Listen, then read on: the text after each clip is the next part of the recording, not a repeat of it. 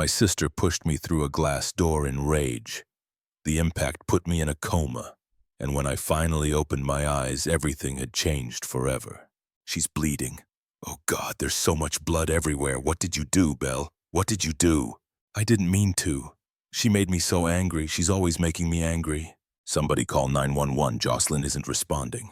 My sister shoved me through a glass door in pure rage. The impact sent me into a coma that lasted 3 weeks. Hi, I'm Jocelyn. They say comas feel like sleeping, but that's a lie. I heard everything. Every whispered word, every choked sob, every pathetic excuse.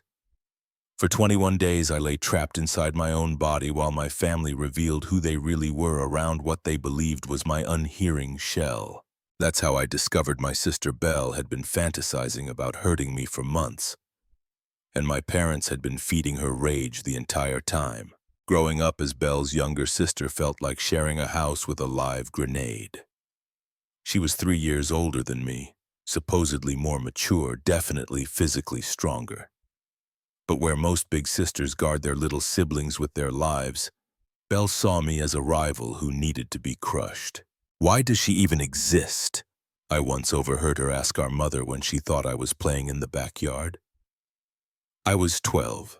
She was 15. Everything was perfect before she showed up and ruined it all. Mom's response still echoes in my nightmares. Belle, sweetheart, you're still our special girl. Jocelyn's just here. That single word summed up my entire existence in our family. Just here. Belle was the golden child. Gorgeous, popular, star of the volleyball team at Lincoln High. I was the bookish one who loved sketching and photography, who earned straight A's without breaking a sweat, who teachers constantly praised for being wise beyond my years. That wisdom wasn't some natural gift. It was pure survival instinct. I learned fast to shrink myself down, to never overshadow Belle, to apologize for taking up too much space in her orbit. My best friend Tyler was the only person who saw past my act. We'd been neighbors since first grade, and he'd witnessed enough of Belle's so-called accidents to recognize the truth hiding underneath. That bruise covering your shoulder isn't from tripping over your backpack, is it? He confronted me one afternoon when we were both 14.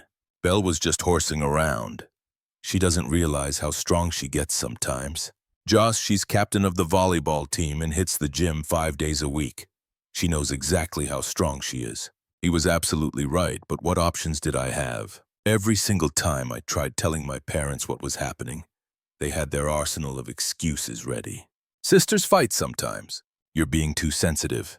Belle is dealing with enormous pressure right now. The pressure excuse was their favorite weapon. Belle was always drowning in pressure, from academics, from athletics, from her own impossible standards. And somehow I became her designated punching bag whenever she needed release. Everything exploded when I turned 16. I'd been accepted into the Regional Academy's elite visual arts program for graphic design and digital media. The acceptance packet arrived on a Saturday morning, and I made the fatal mistake of showing genuine excitement about it. That's fantastic, Jocelyn, Dad said, giving me a distracted side hug before returning to his coffee and the newspaper spread across the kitchen table. Belle walked into the kitchen right as Mom was offering me a lukewarm congratulations that sounded more like an apology. What's happening? Belle demanded. Jocelyn got accepted to that design program, Mom said, already sounding guilty for even mentioning it. Belle's expression turned dark as storm clouds. The one at the Riverside Arts Academy? They're in completely different buildings, Bri. We probably won't even cross paths. Perfect, so now you'll invade my territory, showing off like you always do. I'm not showing off. I worked incredibly hard for this opportunity. The slap came so fast I barely registered the movement. My cheek exploded with burning pain as I stared at her in complete shock. Belle, Mom said weakly, we don't hit in this house. She provoked me, Belle stated calmly like she was discussing the weather, acting all superior about her stupid art program. Dad didn't even glance up from the sports section. Jocelyn, maybe dial down the celebration a bit. You know your sister's stressed about her college applications coming up.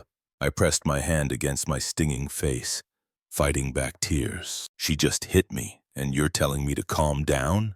Don't be so dramatic, Mom sighed heavily. It was barely a tap sister's fight. Tyler was absolutely furious when he noticed my face that afternoon. You need to document every single incident, take photographs. What's the point? They don't care. Because eventually she's going to cross a line you can't come back from, and you'll need evidence.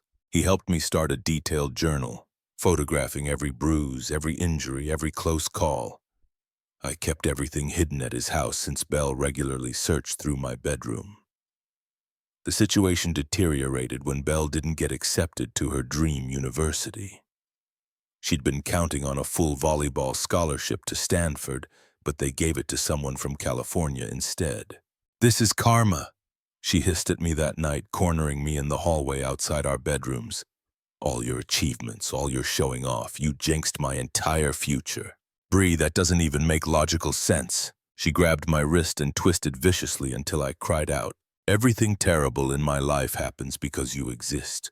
Mom and Dad baby you constantly, teachers worship you, everyone thinks you're so incredibly special. Well, you're not. You're a leech." She released me with a violent shove and I stumbled backward, cradling my wrist protectively. It wasn't fractured, but the pain lasted for days. I couldn't hold my sketching pencils properly for a week, falling behind in my design assignments. My art teacher, Miss Harrison, noticed immediately. "Jocelyn, what happened to your wrist?" I fell down some stairs. She studied me with knowing eyes. "You understand I'm legally required to report suspicious injuries." "Please don't. It'll only make my home situation worse." Her eyes reflected sadness and understanding. "My classroom is always a safe space if you need someone to talk to." The spring art exhibition was supposed to be my shining moment. I'd created an entire digital portfolio for the school's gallery showcase, and they were featuring my work as the centerpiece. My parents had actually promised to attend, a rare gesture of support. The morning of the exhibition, Belle was in a dangerous mood. She'd just received another rejection letter from a backup school. The rejection meant she'd be attending Hillside Community College, which she considered a fate worse than death itself. "Must be nice," she said, watching me press my exhibition dress.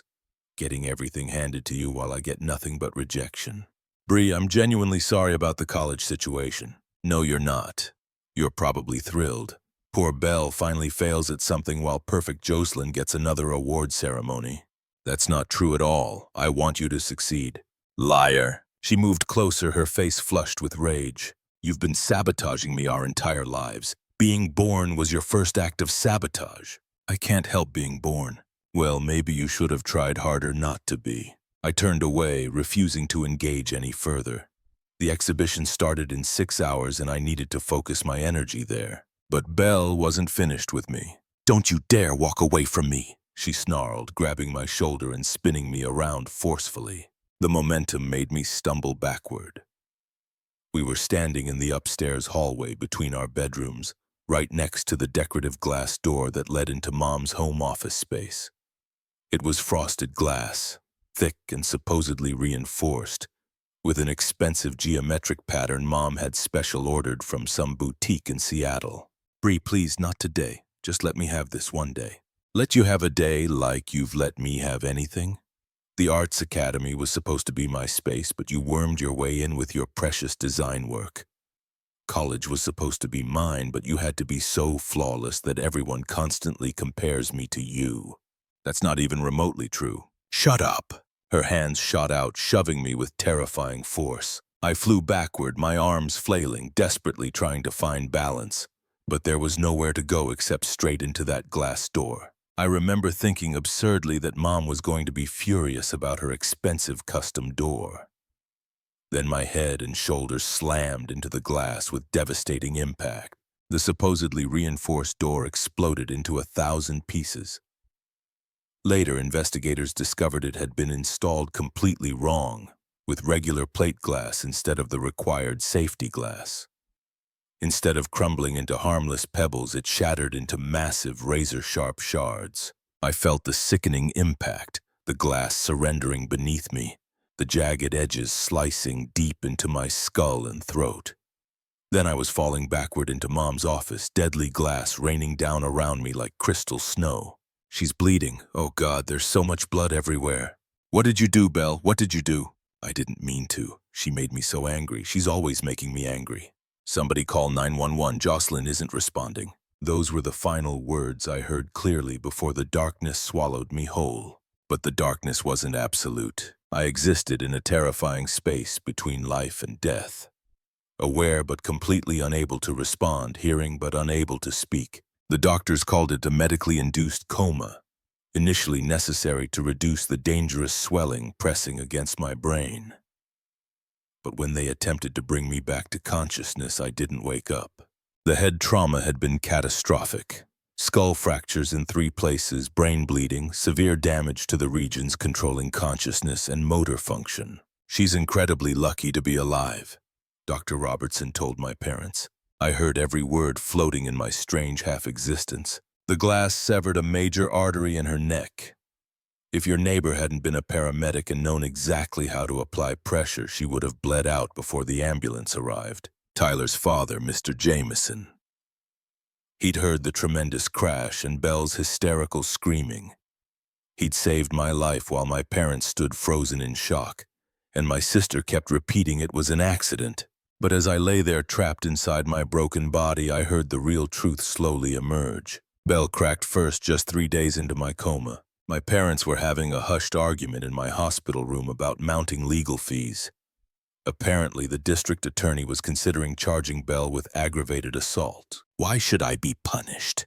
Belle suddenly exploded. You always said she was the problem. You always agreed when I complained she made everything harder for me. We didn't mean for you to actually hurt her, Mom whispered desperately. But you never stopped me either. Every single time I pushed her, hit her, tormented her, you made excuses for my behavior. You taught me it was acceptable because she was too sensitive or dramatic or asking for it. Belle, lower your voice right now. Why? She can't hear anything we're saying. She's probably brain dead anyway. At least now she can't steal any more attention from me. The silence that followed felt suffocating. Even trapped in my coma, I could feel the terrible weight of it pressing down. She might die, Dad finally said. Your sister might actually die, and that's your only response? She's not my sister. She's a mistake you made that destroyed my life. More crushing silence. Then Mom, so quietly I almost missed it. Maybe we should have gotten you therapy like your sister-in-law suggested years ago. Therapy for what? For being rightfully angry that you had another child when I was already perfect? You didn't have Jocelyn to hurt me intentionally, but you let me believe you did. Every time you comforted me by saying Jocelyn was just here or that I was still your special girl, you fed my resentment. You created this monster. She was right. They had created this nightmare, and now I was paying the ultimate price for their failure. Tyler visited every single day without fail. He'd sit beside my hospital bed and talk about school, about the exhibition I'd missed, about how my portfolio had received a standing ovation, even without me there to witness it. He also kept me updated about the criminal investigation developing around my case. They found your journal hidden at my house, he said one afternoon. My mom gave everything to the police immediately, all those photographs, all those documented incidents you recorded. Belle's lawyer is trying to claim it's fabricated, but too many witnesses have come forward now. Teachers who noticed suspicious bruises, neighbors who heard violent fights through the walls. Friends who watched her hurt you in public and said nothing. He squeezed my unresponsive hand gently. She's going down hard, Joss, and your parents. They're being investigated too, for criminal neglect for failure to protect a minor in their care. I desperately wanted to squeeze back, to tell him I heard every word, but my body refused to cooperate with my mind. Dr. Reynolds, the neurologist overseeing my care, was brutally honest with my parents about my prognosis. Every day she remains in this coma state, the probability of full recovery diminishes significantly. You need to prepare yourselves mentally for the possibility that Jocelyn may never regain consciousness. What exactly does that mean? Mom asked, her voice breaking. Brain injuries are notoriously unpredictable. She could experience severe memory loss, dramatic personality changes, permanent physical disabilities, or she could wake up tomorrow completely normal. We simply don't know. Belle was formally charged with aggravated assault and attempted murder. The incorrectly installed door actually worked against her defense. It demonstrated gross negligence on my parents' part for not ensuring basic home safety, and it significantly upgraded the criminal charges because my injuries were exponentially worse than a properly installed safety door would have caused. I heard my Aunt Patricia arguing intensely with my parents about the entire situation. How could you allow this to continue for so many years? Everyone knew Belle was violent toward Jocelyn. Everyone in this family knew. She's our daughter, Dad protested weakly. You thought wrong. And now one daughter is lying in a coma, fighting for her life, and the other is facing decades in prison. The trial proceeded while I remained unconscious, trapped between worlds. Tyler faithfully kept me informed, sitting beside my bed, reading from his detailed notes. Belle tried to cry on the witness stand, but the prosecutor destroyed that performance immediately. They had your journal, the photographs, testimony from 15 different teachers and neighbors. Even some of her closest friends testified that she'd talked openly about wanting to hurt you permanently. My hand twitched involuntarily. It was the first real movement I'd made in weeks. The jury found her guilty on every single count. She's looking at 18 years minimum, Joss. 18 years. Another twitch. Tyler gasped and frantically called for the nurses. Waking from a coma isn't anything like the movies portray. It's agonizingly slow, deeply confusing, and incredibly painful. First came brief flashes of awareness, then gradually the ability to squeeze fingers on command. Opening my eyes required 3 more excruciating days. Speaking required a full week after that. My first word was Tyler's name. He absolutely broke down sobbing. This boy who'd been my protector, my secret keeper, my truest friend. He cried like his heart was breaking when I croaked out his name. I'm here, he said through his tears. I've been right here the entire time.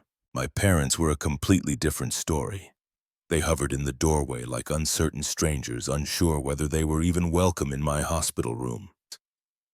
Jocelyn, Mom started tentatively. We're so incredibly sorry. We failed you completely. We understand that now. I turned my head away from them.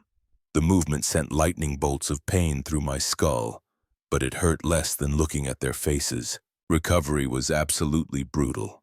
I had to relearn basic motor skills from scratch, deal with massive gaps in my memory, and manage severe headaches that felt like my skull was splitting open all over again.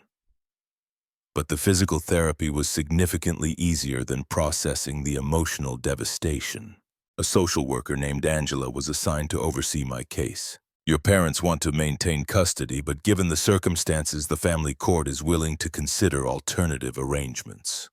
You're 17 now, nearly a legal adult.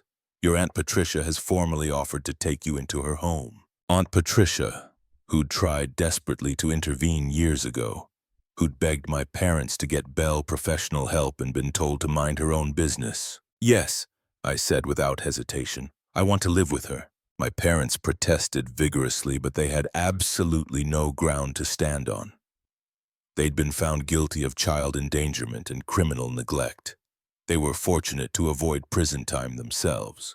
The day I was finally discharged from the hospital, Belle's sentencing hearing took place. 15 years in prison with possibility of parole after 10. She was 21 years old, which meant she'd be in her mid-30s when she got out. If she got out. Her volleyball career, her college dreams, her entire future, all of it gone. Do you want to submit a victim impact statement? The prosecutor asked me. I considered it seriously. Part of me desperately wanted to face her, to force her to see what she'd done to me. But Tyler helped me realize something crucial. She already knows, he said. She's known all along. That's exactly why she hated you so much, because you showed her who she really was. Violent, jealous, enabled by parents who should have stopped her years ago, your success highlighted all her failures in sharp relief. So I didn't attend the sentencing. I let my journal speak for me. All those documented years of systematic abuse. The judge read extensive excerpts during sentencing, and apparently Belle finally broke down completely. Not from genuine remorse, according to Tyler, but from the crushing realization that everyone could now see exactly what kind of person she truly was. Living with Aunt Patricia felt like breathing freely for the first time in my life. No walking on eggshells constantly, no fear of violence erupting, no parents making excuses for my abuser. Just safety, genuine support, and space to heal properly. "I should have fought harder for you," she said one evening over dinner. "When you were younger, I should have called Child Protective Services myself instead of just arguing with your parents. You couldn't have known it would escalate to attempted murder. Couldn't I? Violence always escalates, Jocelyn. Always. That's what people don't understand until it's too late." She helped me continue my education, though my traumatic brain injury made everything significantly more challenging. I couldn't design graphics the way I used to. The part of my brain that understood complex spatial relationships had been permanently damaged. But I discovered a new path forward. Art therapy for trauma survivors. "You understand trauma on a cellular level," my academic advisor told me. "You understand how creativity can heal because you've lived it. That's an invaluable gift you can share with others." I graduated high school a year late, but with academic honors. My parents came to the ceremony sitting in the very back row, still desperately hoping for some kind of reconciliation. "We've been attending therapy," Dad said afterward, "trying to understand how we failed you so completely." "That's good," I said neutrally. "Keep going. Could we maybe meet for coffee sometime? Start rebuilding our relationship?" "No, you chose Belle over my safety for 17 years. You don't get to choose me now that she's locked away." Mom started crying. "We love you, Jocelyn. We've always loved you. You love the idea of me, the quiet daughter who didn't complain while being systematically abused. But you didn't love me enough to actually protect me. That's not love. That's convenience." I walked away with Tyler and Aunt Patricia flanking me on both sides, my real family. College opened up an entirely new world. Nobody knew my story unless I chose to share it. I made genuine friends, dated casually, discovered who I was outside of being Belle's victim. The headaches still came regularly, and I'd probably manage them for the rest of my life. But I was alive. More importantly, I was thriving. My senior year of college, I received an unexpected letter forwarded through my lawyer. It was from Belle. I almost threw it away unopened, but curiosity won. It was brief. "I still blame you. I'll always blame you. You stole my life." Even from prison, she couldn't take responsibility for her actions. I kept the letter as a reminder, not of her hatred, but of how far I'd traveled. She was still trapped in her rage and resentment, while I was finally free. I started working at a rehabilitation center for teenagers with traumatic brain injuries. Many were victims of violence, just like me. I helped them find their voices again through art therapy, showed them that survival and healing were possible. One girl, Amber, reminded me powerfully of myself, 15 years old, quiet, still recovering from being pushed down a concrete staircase by her mother's boyfriend. She couldn't speak yet due to her injuries, but she could paint. "Art remembers even when we can't," I told her gently. "It lives in parts of our brain that violence can't always reach." The day she completed her first full painting since the attack, we both cried together. Her mother's boyfriend was in prison just like Belle. Her mother had chosen the man over her daughter just like my parents chose my sister over me. But here she was, creating something beautiful despite everything. So here's my question for you. When someone tries to destroy you but ends up destroying themselves instead, do you owe them forgiveness to find your own peace? Or is your peace found in building a life so full and meaningful that their absence isn't even noticed? I built that life, and every day I wake up, I choose myself.